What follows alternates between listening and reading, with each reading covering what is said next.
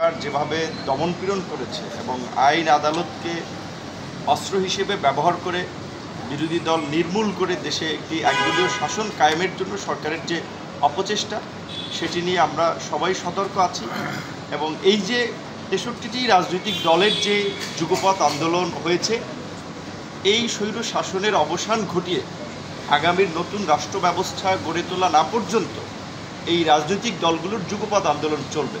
আপনারা একটা বিষয় স্পষ্ট জানেন যে নির্বাচনের আগে এই ৬৩টি রাজনৈতিক দল আগামীর বাংলাদেশকে কেমন দেখতে চায়, কোন কোন জায়গায় পরিবর্তন চায়, সেইগুলো নিয়ে কিন্তু আমরা ৩১ দফা একটা রাষ্ট্র মেরামতের কর্মসূচি দিয়েছি, যেখানে আমাদের অর্থনৈতিক ব্যবস্থা, স্বাস্থ্য ব্যবস্থা, শিক্ষা, চিকিৎসা, আমরা প্রায় রাষ্ট্রের সমগ্র বিষয় সম্পর্কে আমাদের একটা সম্যক ধারণা ৩১ দফাতে দিয়েছি। তো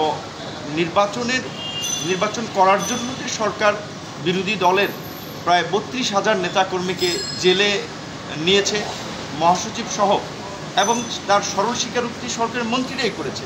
কাজে সেই অবস্থায় তো আন্দোলনকে কন্টিনিউ করে যাওয়া বিরোধী দলের জন্য অনেক ক্ষেত্রে হয়তো ডিফিকাল্ট ছিল, এবং সরকারের এই শয়তানি বুঝে ওঠার জন্য আমাদেরও বেগ পেতে হয়েছে। তবে আমরা সরকারের সব ধরনের ষড়যন্ত্র এবং শয়তানি আগামীতে মোকাবেলা করার জন্য আমরা প্রস্তুতি নিচ্ছি, এবং সেই ধরনের কর্মকৌশল নিয়ে আগামীতে আন্দোলনকে বেগবান করা হবে।